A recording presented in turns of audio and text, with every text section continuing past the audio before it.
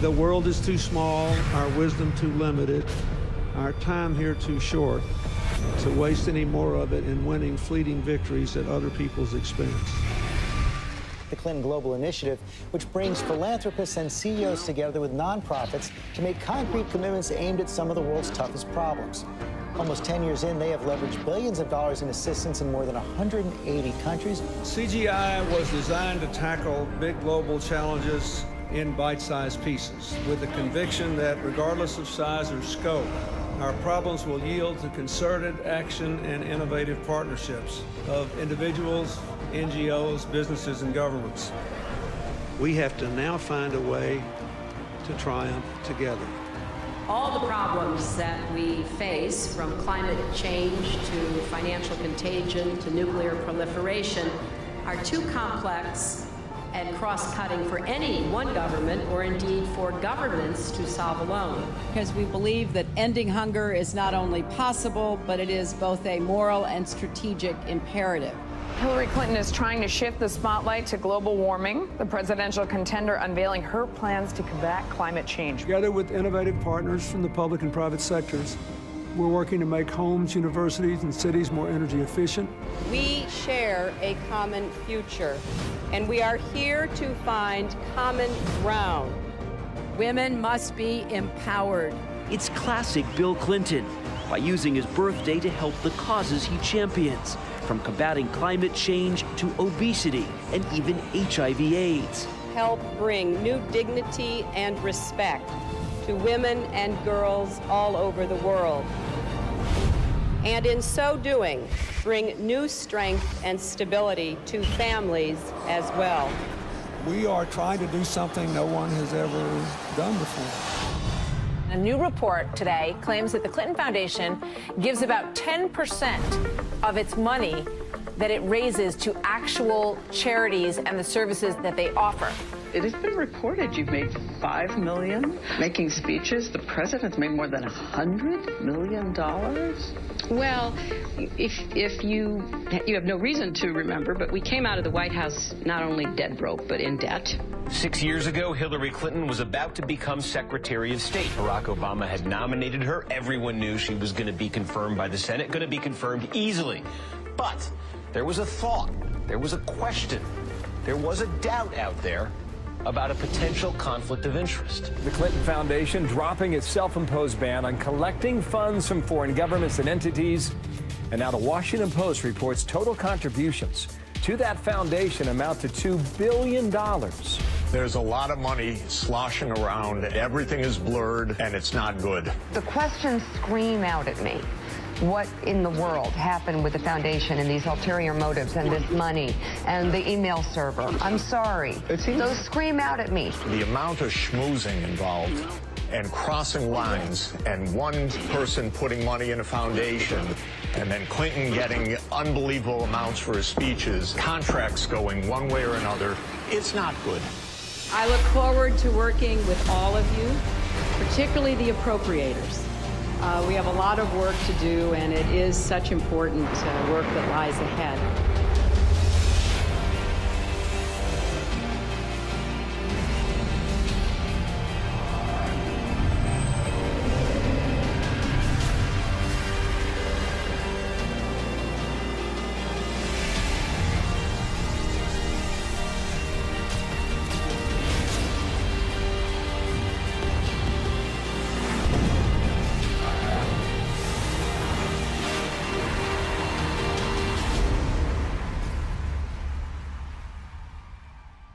We did this with a very simple strategy.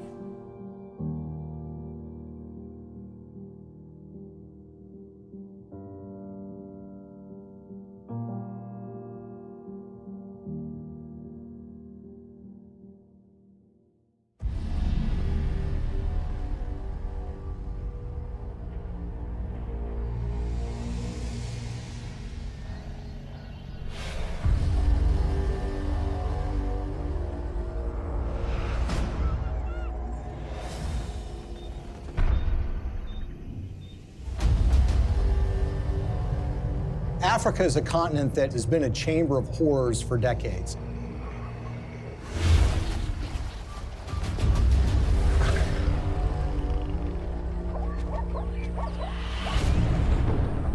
it's really not the fault of the African people. It's largely a result of the kind of system that's been perpetuated there. You have these oligarchs which dominate these countries that oftentimes have natural resources that can be very lucrative. And these oligarchs strike deals with foreign corporations or foreign governments who in effect prop them up and put them in power. And in exchange, these oligarchs give these entities access to rich mineral deposits. And the Clintons, you would expect to be opposed to this sort of thing, and that's at least what their language does. Our countries have deepened our cooperation on many issues, including good governance and transparency, energy, regional security, and advancing peace and development in the Niger Delta. The problem is, their words are different from their actions. Rwanda has clearly taken an impressive trajectory of development, and the people here still think Kagame is the man to take them to another level. President Paul Kagame has walked all around the crowd, thanking the people for electing him unopposed as chairman of the RPF or president of the RPF for another 7-year term. But his critics say that far from entrenching democracy in Rwanda, he's actually eroding it by silencing his opposition.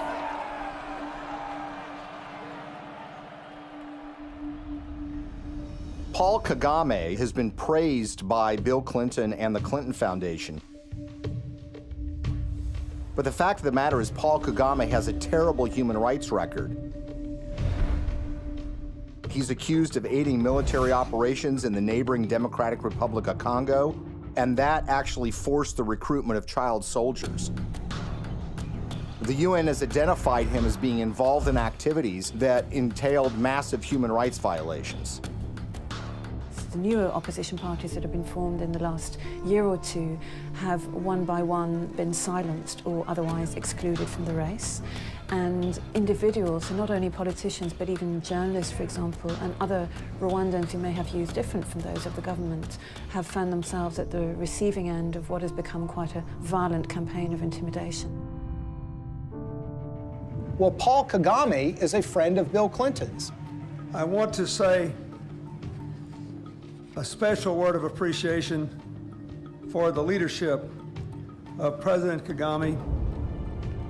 I'm greatly humbled to receive this Clinton Global Citizen Award. He's actually given awards by Bill Clinton for his conduct as the leader of that country, and they regale him as a great military leader. This is the sort of legitimization that we don't want of these kinds of dictators and leaders.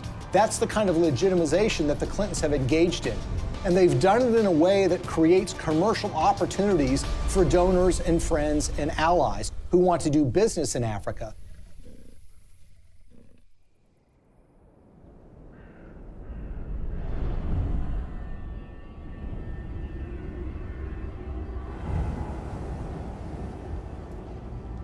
Business in Africa means you're dealing with dictators who are going to give you access to, say, mineral rights or oil drilling rights, but you're going to have to pay them off. The Clintons partner with foreign entities who want access to Africa, and specifically mining companies or energy companies who need to get concessions for access to oil or natural gas or the rights to mine for gold. Those two make a powerful alliance because these companies will give money to the Clintons, either in the form of speaking fees or in the form of donations to the Clinton Foundation. And the Clintons will then, in effect, do their bidding before the halls of power and corridors of power in Africa. And they will go to foreign governments and encourage them to do business with individuals who are putting money in their pocket. And this leads to some amazing fits of behavior that, in a way, are just reminiscent of 19th century colonialism. A perfect example of this is Ambassador Joe Wilson. Joe Wilson is a longtime friend of the Clintons. In fact, he endorsed Hillary Clinton in the 2008 presidential election. And it was also thought that he might become a senior official in Hillary Clinton's State Department. But the fact of the matter is Joe Wilson was up to something far more nefarious during Hillary Clinton's tenure as Secretary of State. In 2009, shortly after she became Secretary of State, when Wilson was the vice chairman of a company called Jarch Capital, they took out a 50-year lease on 400,000 hectares in South Sudan. South Sudan was in the middle of a civil war, and this lease was actually signed with warlords who were involved in the civil war. These individuals who were engaged in massive human rights violations, including the massacre of opponent tribes. And basically what Joe Wilson was engaged in was something called investing in sovereignty changes. They were basically cutting deals, lucrative deals, worth potentially hundreds of millions of dollars with these warlords. And the expectation was simple. These warlords would take power, then they would give them access to these lands where they could make huge amounts of money exploring for natural gas, exploring for oil, and for mineral rights. Ambassador Joe Wilson isn't the only Clinton friend and foundation donor who was working in war-torn countries. Swedish mining investor Lucas Lundin has pledged $100 million to the Clinton Foundation. He did that in 2007. And his most lucrative mining operations are in the war-torn country of the Democratic Republic of Congo. This is a country that perhaps has the most horrific human rights situation on the face of the earth. By the time Lucas Lundin made his $100 million pledge to the Clinton Foundation, his Congo operation was making, quote, staggering profits, end quote, according to his own financial statements.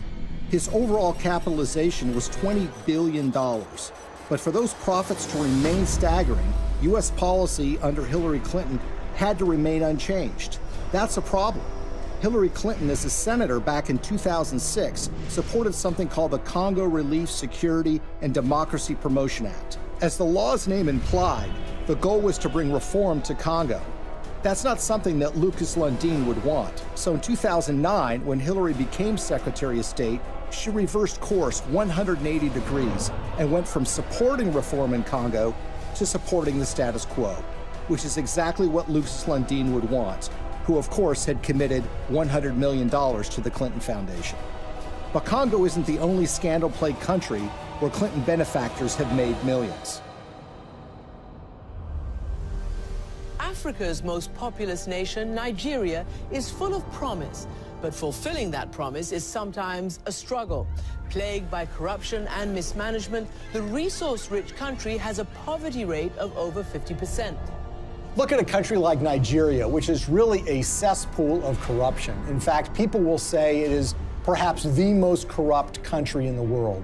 It's rich in natural resources, it produces a lot of oil, but that money never trickles down to the people. It goes to the oligarchs who run the country, who oftentimes take that money and put it in Swiss bank accounts in a way that, of course, the people of Nigeria can never benefit from. And you see, there's a federal law in the United States which says if foreign governments that receive U.S. assistance aren't transparent in how they spend that money, that they will not be able to get U.S. foreign assistance anymore. It's about transparency. But there's a way around that law. You can get a waiver from that law. How? By getting the U.S. Secretary of State to grant you a waiver.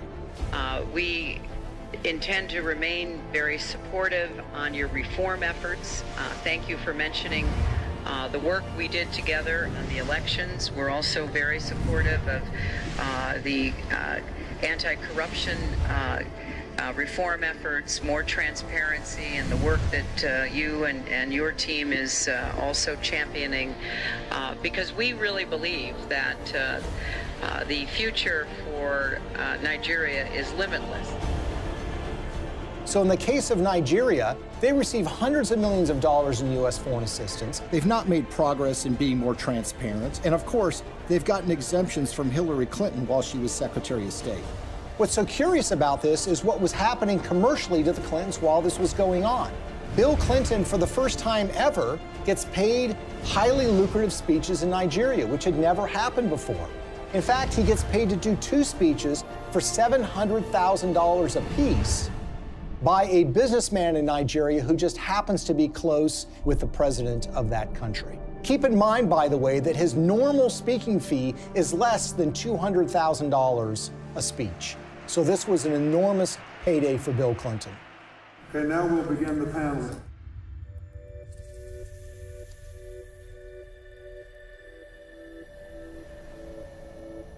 One of the pinnacles of power in that country is a gentleman named Gilbert Chagoury. Gilbert Chagoury, who has committed $1 billion to the Clinton Global Initiative, is connected to another individual in the Clinton orbit. That would be Marc Rich, the billionaire who was on the FBI's 10 most wanted list that was suddenly and surprisingly pardoned by Bill Clinton in 2001.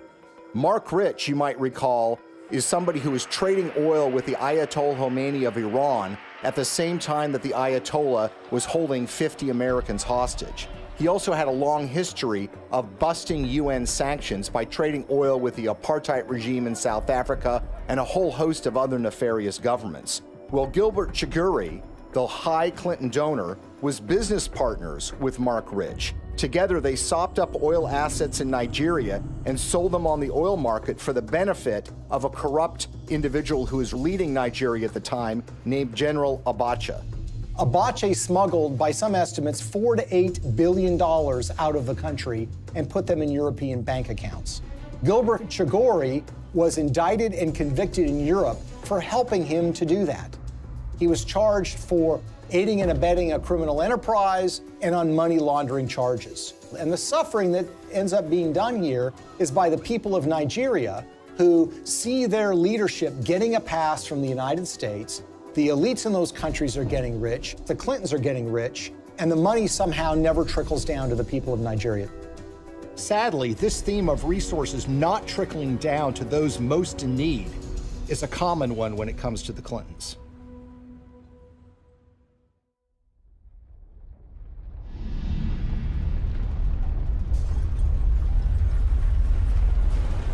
As we told you at the start of tonight's program, a major magnitude earthquake has hit the island of Haiti in the Caribbean. The quake measured around 7 points on the Richter scale, and its epicenter fell just 10 miles from the capital, Port-au-Prince. Haiti's ambassador to the U.S. has described the event as a catastrophe of major proportions. So far, we have no information regarding the casualties. The war is coming to an end! It was a big earthquake. It lasts like 15 seconds, I think. Probably the most devastating humanitarian crisis that Hillary Clinton faced during her tenure at the State Department was the tragic earthquake in Haiti.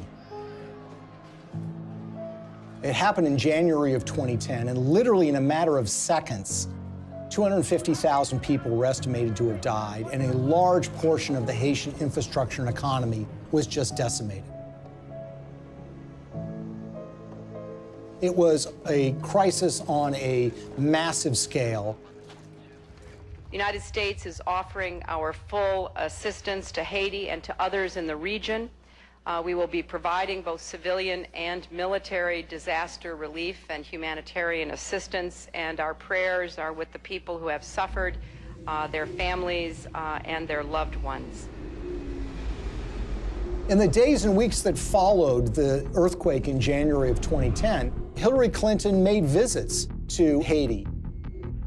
And here's the latest on Haiti. U.S. Secretary of State Hillary Clinton arrived in Port-au-Prince just about an hour ago.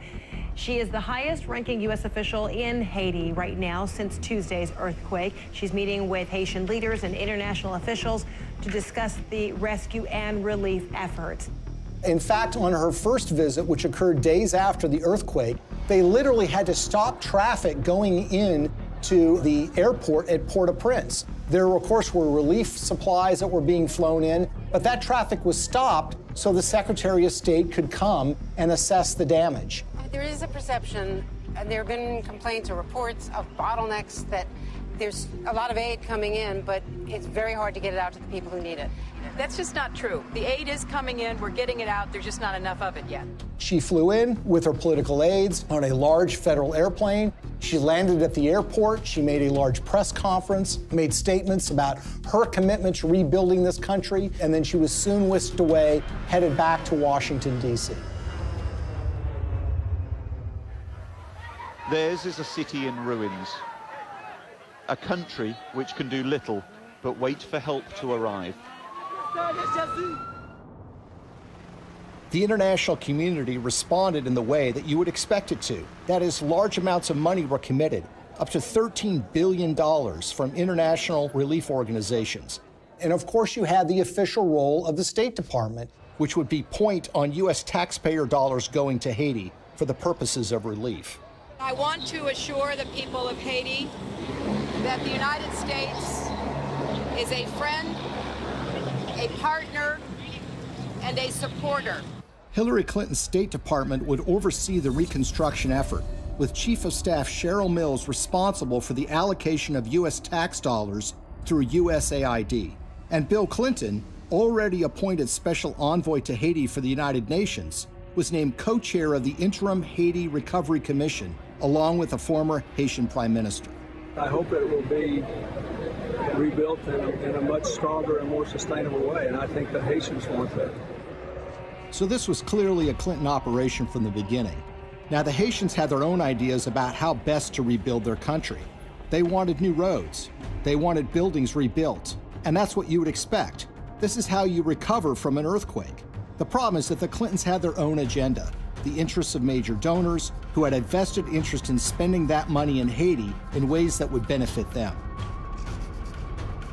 And so you immediately had this clash between the Haitians and the Clintons. And Haitians complained almost immediately that they were shut out of the decision-making process, that it was really Bill Clinton and a few of his friends that were calling the shots in the IHRC.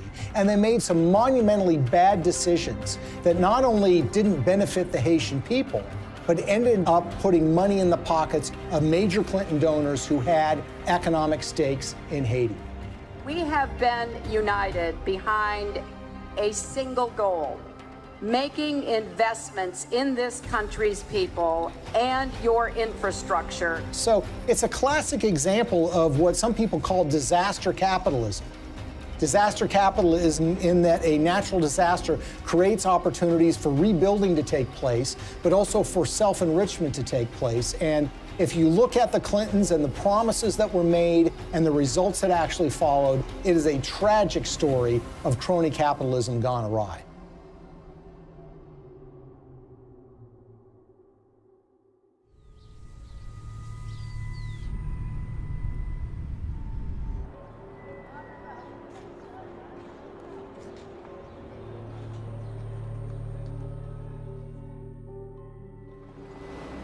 The single largest relief project that the United States committed taxpayer dollars to, $124 million to be exact, was a project called Caracol, a textile factory that was built in the northern part of the country that was supposed to create some 60,000 jobs and was supposed to create tremendous economic growth.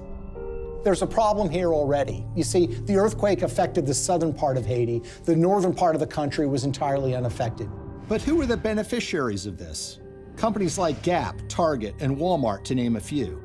The Caracol factory was built, but it didn't create 60,000 jobs. It created barely 5,000 jobs. But the major American companies who got textiles tariff-free, made at low wages, benefited enormously. And the end effect on the Haitians was very, very minimal.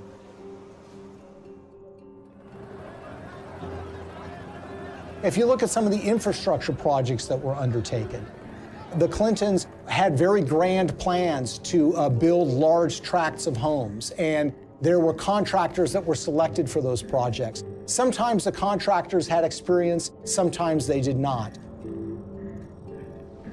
There's one company in Florida that spent $1 million getting equipment into Haiti. They had experience in disaster relief, but according to the owners of that company, they only made a small donation to the Clinton Foundation. And guess what? They didn't get any relief contracts. On the other hand, the contractors who did win the awards were given the opportunity to build homes, and in some instances were supposed to build tens of thousands of homes for Haitians. They ended up building a fraction of that. For instance, the New Settlements program was supposed to build 15,000 homes for $53 million. Instead, it built 2,600 homes, less than a quarter of the original estimate, for $90 million, or $47 million over budget. And they got away with it. So you had contracts going to these relief organizations that were also involved with the Clinton Global Initiative. And you had this one organization, Dahlberg, that was supposed to do an assessment for relocating people that suffered from the earthquake. They determined that people should be moved to a site that happened to be on a cliff that was highly unstable. USAID's Inspector General reviewed Dahlberg's recommendations and found them basically unusable. One member of the USAID shelter team was quoted by Rolling Stone magazine as saying that the recommendations were so bad, it looked like the team never even got out of their SUVs. Another person said that only one of the people that was sent to Haiti by Dahlberg actually spoke French. Telecom mogul Dennis O'Brien is one of the world's richest people, and he's finding opportunities in the poorest country in the Western Hemisphere. The Irish billionaire is the largest private investor in Haiti through his company Digicel, and he's now leading the Clinton Global Initiative efforts down in Haiti. Probably no one came out better in the Haitian reconstruction effort than an Irish billionaire named Dennis O'Brien. He was a Clinton Foundation donor, giving them between $5 and $10 million. He helped arrange speeches for Bill Clinton, too. The interest of the Obama administration, particularly the former Secretary of State Hillary Clinton, you know, all the different things that have happened to help Haiti get up off the floor have been led by the U.S. And he was the owner of something called Digicel, which is a cell phone company at the time of the earthquake. As part of that relief effort, the State Department run by Hillary Clinton wanted to fund a mobile money transfer service that would allow Haitian citizens to transfer and receive money on their phones. Well, Digicel applied to be the recipient of that grant money. 4 weeks after their application, Digicel actually sponsored a speech for Bill Clinton in Jamaica, and they paid him $225,000. And as it turns out, within 4 months of that speech, Digicel would receive the first installment of that grant money. The earthquake actually has been great for Digicel and Dennis O'Brien. More than 4 years since a magnitude 7.0 earthquake devastated Haiti, and outrage there is growing over the largely failed reconstruction effort, despite the hundreds of millions of dollars in aid that has been collected and spent by the IHRC, the Interim Haiti Recovery Commission. So whether you're talking about housing or cell phones, you see that the people that are closest to the Clintons have made out very well from the Haitian earthquake. The rest of the country, the ordinary people of Haiti, not so much.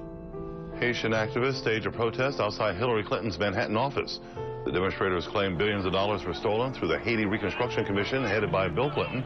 They also say Haiti was used as a cover for foreign governments to funnel kickbacks of possibly hundreds of millions of dollars through the Clinton Foundation. They say it was done in exchange for favors that Hillary was doing for them as Secretary of State. The tragedy is we had an opportunity to rebuild in a way that would give the people of that country hope. Sadly, that opportunity was squandered, and what took place, rather than rebuilding Haiti, was the self-enrichment by friends of the Clintons. For all of Bill Clinton's talk about building Haiti back better, the fact remains that the most visible evidence of Clinton's role in the recovery isn't the improvement of daily life for everyday Haitians, but the construction of new luxury hotels just miles from the folks who have been living in tarps USAID handed out immediately after the earthquake. We are telling the world of the crimes that Bill and Hillary Clinton are responsible for in Haiti. But while the world eventually lost interest in Haiti's recovery, the influence and connections afforded to donors from the Clinton Foundation appear to have been lessons learned by others. So how much do connections to the Clintons matter when you're talking about Haiti? Consider the case of gold mining. The government of Haiti had not granted a gold mining concession in 50 years. They decided to do so during the reconstruction of their country, which was being overseen by Bill and Hillary Clinton. What company did they select to get this gold mining permit? A company called VCS Mining. VCS Mining had very little experience in gold mining, but what did they have? They had connections. Shortly after they got that concession, someone joined their board of directors. It just happened to be Tony Rodham, brother of Hillary Rodham Clinton. It was a true disaster that followed the earthquake, which was the natural disaster. This was the man-made Clinton-caused disaster in relief that led to the wasting of enormous sums of money, the enrichment of elites that were friends with the Clintons, and the Haitians were left in a situation where their life was really not much better than it was the day after the earthquake happened.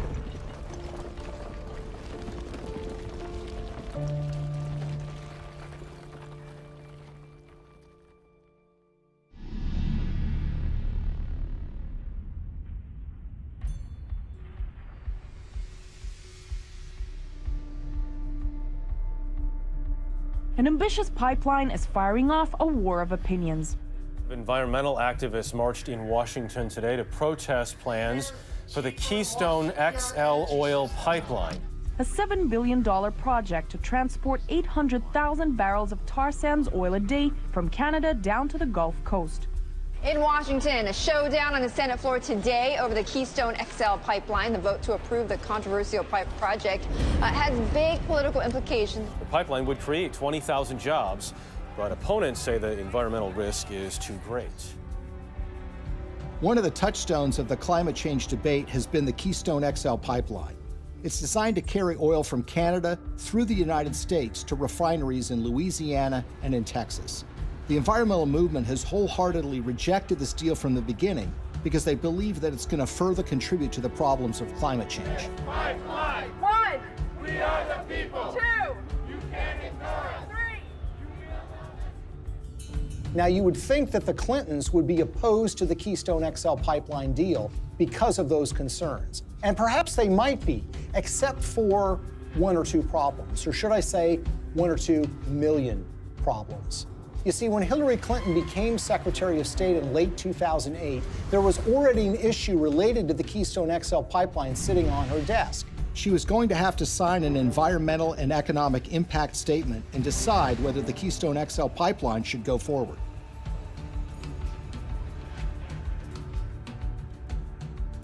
At that precise time, Bill Clinton gets a lucrative offer of nearly $2 million to give 10 speeches in Canada for the first time ever from a company called TD Bank Investment Group. He gave the last speech in May of 2011. 3 months later, Hillary's State Department releases an environmental impact statement that was seen as largely supportive of the Keystone XL pipeline in a way that was massively controversial. Hillary Clinton, in effect, was betraying the environmental movement by greenlighting this deal, when she had in her hands the power to kill this deal in its crib. It was shocking. Organizations like Greenpeace and Friends of the Earth were stunned. They wanted investigations, but everybody was mystified. Nobody could understand why Hillary Clinton would sign off on this deal, particularly when she had been in favor of dealing with climate change, and her boss, Barack Obama, by all indications, seemed to be opposed to this deal as well. It's also a time for a new approach to climate change. We know we've got to deal with global warming. We're seeing the effects of it. We need to invest in clean energy technology today so that we can create new high-paying jobs to protect our environment, to grow our economy, and to finally break our addiction to foreign oil. How did we go from the Clintons being in favor of fighting climate change and dealing with fossil fuel dependence to Hillary Clinton signing off on the Keystone XL pipeline? The evidence that we found was that it was about the money. This was not a philosophical change. This was not a new way of thinking about global warming. This was a way of taking $2 million in cash to essentially buy a decision by the Secretary of State. Why is the TD Bank Investment Group so interesting? Because they just happen to be one of the largest shareholders in the Keystone XL pipeline itself. When we looked at Bill Clinton's pattern of giving speeches, we looked at who was paying him, when they were paying him, and if they have ever paid for a speech before. What's so stunning is that TD Bank had never sponsored a speech by Bill Clinton before. And then suddenly, in late 2008, when Hillary Clinton has been announced to be the Secretary of State, and when sitting on her desk is the matter of the Keystone XL pipeline, they suddenly decide to sponsor these speeches. And when people realized that the Clintons had pocketed about $2 million at the precise time Hillary Clinton was making this decision, it all now suddenly made sense. Because as we've seen repeated over and over and over again, when it comes to the Clintons, you have to follow the money. And in the case of the Keystone XL pipeline, they seem to have abandoned their principles, their commitment, as it was, to combating global warming and dealing with our dependence on fossil fuels. They jettisoned that when $2 million showed up and suddenly came out in favor of the Keystone XL pipeline. When you see this sort of pattern of behavior, you can't come to any other conclusion that it's a system of pay to play. And again, other entities appear to have picked up on this business model too. Well, Bill Clinton has been paid enormous sums of money over the years to give speeches. On average, he gets a little less than $200,000 per speech. But something happened in late 2008. his speaking fees skyrocketed after he'd been out of office for years. The reason was his wife had become Secretary of State. In fact, 11 of the 13 speeches for which Bill Clinton has been paid $500,000 or more occurred precisely when Hillary was the most powerful diplomat in the world.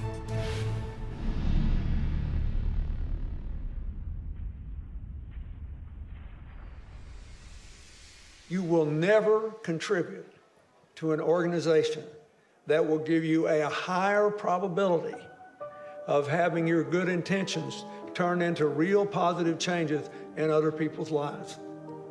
That will give you a better chance than what you've done here tonight. His single biggest speech payday came from the Swedish telecom company Ericsson. And it's a very, very unusual and troubling story. Now, Ericsson is a Swedish telecom company that in 2009 and 2010 was in trouble with Hillary Clinton's State Department because Ericsson was selling a lot of telecom equipment to Iran, to Belarus, and to other oppressive governments, about which the State Department was concerned. Ericsson risked being put on a list by the federal government in the United States for trading with an enemy state. There was actually an effort being put forward in Washington to broaden Iranian sanctions to include the very technologies that Ericsson was selling to the Iranian government. So it's against this background that Ericsson decided now might be a good time to hire Bill Clinton to give a speech. They had never paid for a speech by him before, and they decided to go in big, $750,000 for a single speech. 7 days after he gave that speech, Hillary's State Department came out with a statement which said, "We are not going to broaden sanctions on Iran to include technologies like telecom. We're going to rely and expect companies like Ericsson to police themselves." It was a massive win for Ericsson. Ericsson was able to avoid having to deal with a regulatory battle in Washington, giving up contracts that were highly lucrative in these countries, and being put on a list that would create an enormous diplomatic problem for them, all because essentially they paid Bill Clinton to give a speech for $750,000. Will you continue to give speeches? Oh, yeah. I got to pay our bills.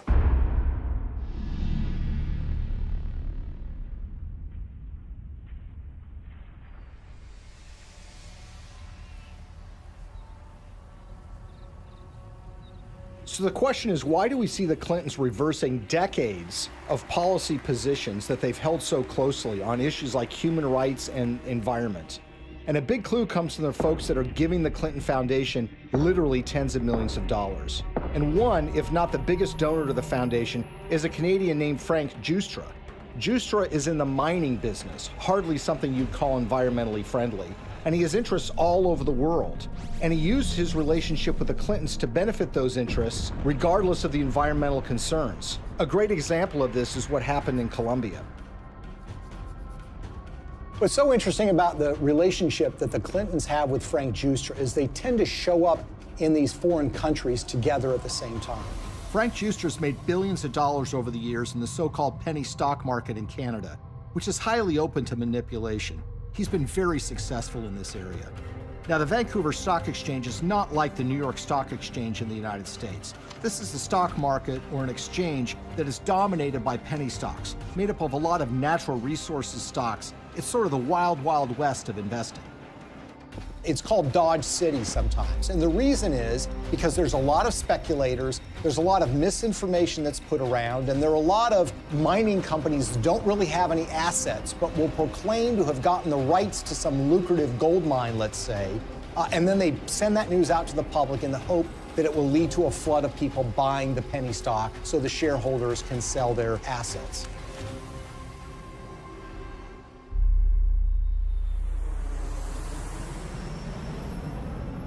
So in June of 2010, Bill Clinton and Frank Giustra fly to Bogota, Colombia.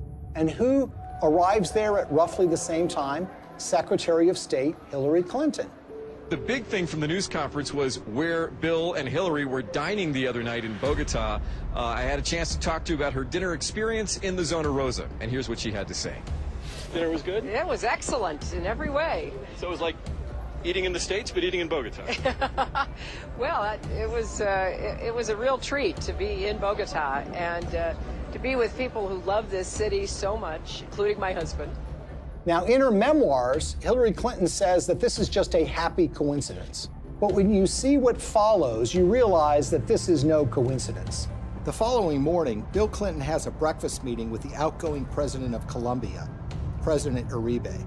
Then, like a tag team, Secretary of State Hillary Clinton has a noon lunch meeting with him, and she grants him several favors, including technical agreements that the Colombian government wants. In the days that follow, something dramatic happens. Frank Giustra has 3 companies that get major concessions from the Colombian government: Pacific Rubiales, Petroamerica, and Prima Colombia Properties. One of those, Prima Colombia Properties, gets a concession to cut timber in a rainforest in Colombia along the Pacific coast. And that timber is not intended to export to the United States, but is intended for export to China. There's an outrage and upset environmentalists who realize what's going on, and eventually that permit is yanked by a future president of Colombia, but not before Frank Giustra's company is able to profit from cutting down these rainforests, which again is a behavior that runs so contrary to what the Clintons profess to be in favor of. We all know that in order to build low-carbon economies of the future, we need sustainable forests. I also know the future of our planet depends on healthy, standing forests. They have talked about the problems of deforestation. They've talked about the problems of the need for successful growing forests to mitigate carbon dioxide in the air. And yet, when this commercial opportunity was presented to a major donor of theirs, they seemed to be very much supportive of that and, in fact, helped to get him those concessions. He deserves the credit for this. This was his idea, not mine, and he raised the money. And it's an astonishing achievement. My job is to make sure that it's not in vain, that he gets the return on his investment and his compassion and his commitment. The Clintons appear to have changed their stance on issues even more significant than the environment, in ways that benefit those who have put money in their pockets.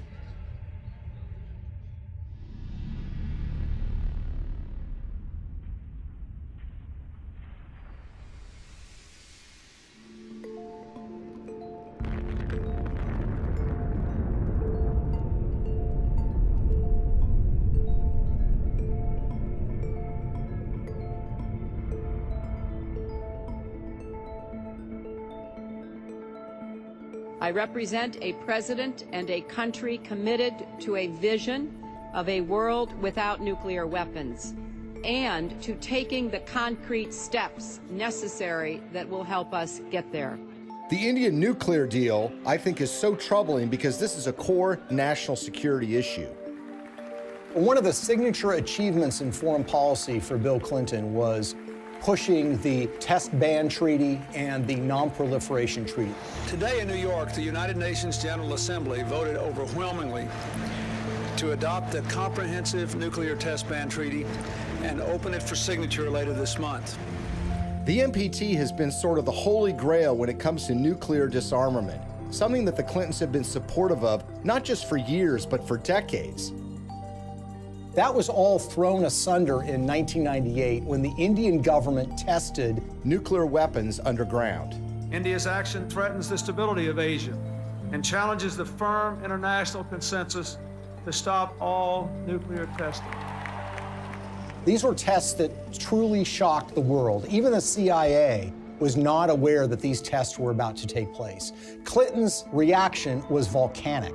He felt betrayed by the Indian government, and as a result, he imposed sanctions on India, essentially saying, you're not going to get access to U.S. nuclear technology until you sign the NPT, the Non-Proliferation Treaty. In 2005, the Indian government wanted to get these sanctions lifted. Not only do they have an interest in expanding their civilian nuclear base, they live in a neighborhood where some pretty tough customers and rivals have nuclear weapons themselves. First of all, you've got Pakistan, which is right next door, which is widely believed to have nuclear weapons. And then you have China, a longtime rival of India, which has a nuclear arsenal. The Clintons said that they were in favor of giving the Indian government some access, but the problem is it didn't go nearly as far as the Indian government wanted. So in 2005, they started making donations to the Clinton Foundation. This morning, yet another shady donation to the Clinton Foundation has surfaced, this time tied to a donor from India, apparently a friend of Bill Clinton. We're talking about tens of millions of dollars from Indian interests flowing into the Clinton Foundation. And we're talking about at least hundreds of thousands, if not millions of dollars in speeches that Bill Clinton was paid by interested parties in the Indian nuclear deal. Amar Singh, according to Clinton disclosures, has given between $1 and $5 million to the Clinton Foundation in the push to get them to support Indian access to nuclear technology. He's a member of parliament who has gotten in fistfights on the floor of the parliament, who's been charged with bribing members of parliament to get certain pieces of legislation passed. You see, the problem is when you ask Amar Singh, he says it wasn't my money. I don't have that kind of money. I couldn't have given him that amount of money. And in fact, when you look at Indian public records, you see that Amar Singh doesn't have a net worth anything close to being able to give that amount of money. So where did the money come from? Well, sometimes the most obvious answer is the correct one. Sant Chhatwal is an Indian businessman who has been close to the Clintons for years. He pledged to raise $5 million for her 2008 presidential campaign. And Bill Clinton was at his son's wedding. They actually named him as a trustee of the Clinton Foundation. When Hillary Clinton was first running for the Senate in 2000, Sant Chhatwal was in trouble with a federal agency called the Federal Deposit Insurance Corporation. He basically owed them millions of dollars from unpaid loans. Well, in 2000, Chhatwal throws a fundraiser for Hillary Clinton, and he brings in $500,000. A few months later, with Bill Clinton still president of the United States, Sant Chhatwal's case with the FDIC was abruptly settled for a mere $125,000. So basically, the federal government got pennies on the dollar. He would actually go on to plead guilty for funneling $180,000 in illegal campaign contributions to Hillary Clinton, among others. And no one seems to have made the connection. Well, maybe one reason no one made the connection is because the Clinton Foundation mysteriously erased any mention of Sant Chhatwal from the website once he had admitted to his illegal activity. So here we are years later, and we've got this donation in a guy's name who swears he didn't actually make the donation. And you've got this longtime Clinton benefactor who actually gets the highest civilian award in India because of his role in changing Hillary Clinton's mind on this nuke deal. Sant Singh Chhatwal says he's worked with everybody and even laid the foundation of the Indo-US nuclear deal. So the Indian government says that they've given you this award for your role in pushing the Indo-US nuclear deal forward. How exactly would you describe the role you played in this? Well, I can tell you Indian nuclear power deal. If you look at it, I'm the first one. I laid the foundation. On the eve of the vote in 2008 to approve Indian access to U.S. civilian nuclear technology, Amar Singh, who barely knows Hillary Clinton, had a 2-hour meeting with her where they discussed the Indian nuclear deal. Amar Singh says that the dinner meeting resulted in her telling him that she was supportive of the deal and that she was making efforts to make sure that the deal did get through. And lo and behold, by 2008, Hillary Clinton was fully in support and in favor of this policy in a way that was a complete reversal of the position that she had taken before. In other words, the flow of money had led the Clintons to change their positions on the Non-Proliferation Treaty, and specifically, India getting access to U.S. nuclear technology. This was a decision that was wholly out of step, wholly inconsistent with a progressive liberal agenda. Hillary Clinton made a decision of reversing her previous position after the flow of funds to the Clinton Foundation, and her husband gave some speeches in India. But this wouldn't be the last time Hillary reversed herself regarding nuclear weapons technology. Shockingly, Bill and Hillary would end up receiving money from folks that were looking to make something happen a lot closer to home.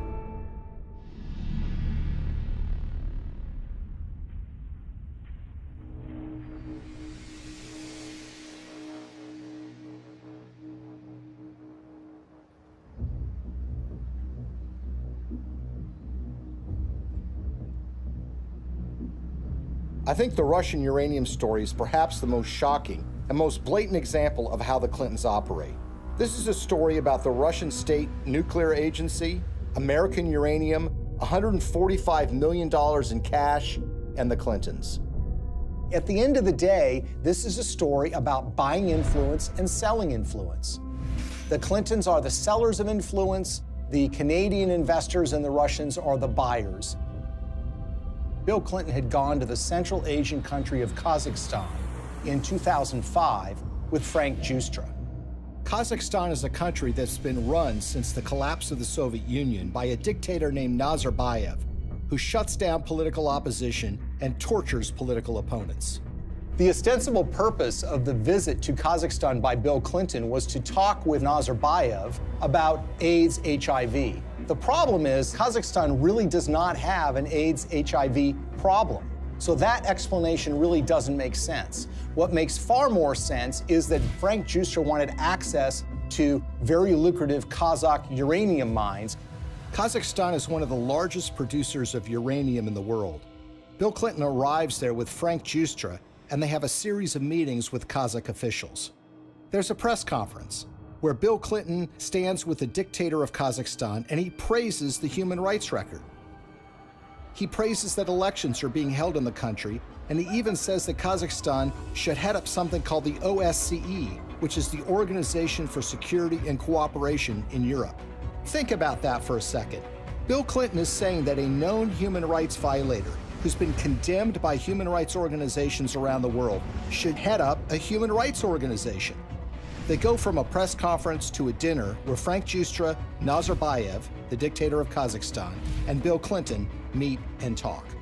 Well, 2 days after that meeting, Frank Giustra finally gets his uranium concessions. Worth hundreds of millions of dollars. A couple of weeks after that, Bill Clinton gets his $30 million from Frank Giustra, the first payment in what will become more than $100 million in pledges and commitments and donations made by Frank Giustra. So it's really, in a way, a simple story in that they all are walking away from the table with something that they want. Nazarbayev is getting the legitimacy of an ex-president, saying what a nice and kind leader he is. Frank Giustra gets his uranium concession, and Bill Clinton and his foundation get cold, hard cash. Now let's move to chapter 2 of this story, which is even more sinister. You see, the international uranium market is very competitive. The Kremlin sees dominance and control of the uranium market as a source of national power. Frank Giustra takes that uranium concession he got in Kazakhstan and puts it into a company in a so-called reverse merger, which was one way for a private company to go public to form something called Uranium One. It's a company traded on the stock market in Canada, and they start acquiring uranium concessions in places like Wyoming, Texas, New Mexico, and Utah. And by 2009, they have what is expected to be 50% of future uranium production in the United States. This gets the interest of Vladimir Putin and the Russian government. And in fact, there are State Department cables that were leaked through WikiLeaks, which show that Hillary was aware of the fact that the Russians took great care to try to dominate the international uranium market. Well, the Russians want to buy this asset, and they offer a 40% overprice on the share of the stock. And for this transaction to go through, it has to be approved by the U.S. federal government. Why? Because uranium is regarded as a critical industry in the United States. After all, this is used for our civilian nuclear reactors and goes into nuclear weapons. So it goes before the federal government, where it needs to be signed off by a series of federal agencies, including the Secretary of State, Hillary Clinton. As Hillary Clinton is contemplating this, shareholders in Uranium One, including Frank Giustra, have sent more than $145 million to the Clinton Foundation. The chairman of that company at the precise time is a guy named Ian Telfer, who is also making donations to the Clinton Foundation, as is Frank Holmes, who is another major Uranium One shareholder. And Hillary Clinton, who has a record of opposing precisely these kinds of deals, comes out and says, you know what, I think this is a good deal. Let's let Vladimir Putin take control of what is now 20% of U.S. uranium production. Bill Clinton and Hillary Clinton are the only figures in American politics who are willing to do this deal and who could actually pull it off. because they had a reputation that runs so contrary to what they're doing. I mean, this is what the Clinton Foundation does, right? This is what they talk about politically, their support for human rights, their concerns about proliferation, their concerns about issues related to Russian aggression. There's no doubt that when Putin came back in and said he was going to be president, that did change the relationship. We have to stand up to his bullying. And what's so interesting when you consider this uranium deal are the actions of a small Canadian investment firm called Salida Capital. Salida Capital, in 2010, as this deal was going down, committed to give millions of dollars to the Clinton Foundation, and they also sponsored a speech by Bill Clinton in Canada. Salida Capital is also the name of a wholly owned subsidiary of Rosatom. Who is Rosatom? Well, this is the government agency in Russia that controls their nuclear arsenal, that built nuclear reactors in Iran, and engages in nuclear technology exchanges with rogue countries like North Korea. What this means, in essence, is that the Russian government, specifically Rosatom, was funneling money through a subsidiary directly to the Clinton Foundation. But the payday didn't end there. 4 months before Hillary Clinton's State Department would sign off on the Russian purchase of Uranium-1, Bill Clinton got paid $500,000 to give a single speech in Moscow. He was being paid by a firm called Renaissance Capital, which has a long history of association with Russian intelligence services. What makes this speech stand out is not only the timing of when he's being paid, but the amount that he's being paid. You see, the last time Bill Clinton gave a speech in Russia was 5 years earlier. At that time, he was paid about 1/3 of what he was being paid this time. Why is Russian control of 20% of U.S. uranium so troubling? If you're in an era where nuclear weapons are a reality, where nuclear energy is an important component of energy production in the United States, and increasingly around the world, control of uranium is absolutely crucial. And unlike oil or natural gas can be found in so many places around the world, there are precious few places where you can find significant and large amounts of uranium that you can produce on a commercial scale. What we've essentially done is handed this precious resource to Vladimir Putin and the Russian government. They're not only engaged in aggression in places like Ukraine, but they've been very aggressive in fighting American interests around the globe. Russia's not an ally. Russia's not a friend. Vladimir Putin's Russia is a rival of the United States, and yet we've given them control over this precious resource. Uranium, the key mineral in nuclear generation, is a domestic resource. This is what's going to power America. I think a lot of people in Middle America would be surprised to know that the Russian government is doing business in places like Colorado or Wyoming or Utah.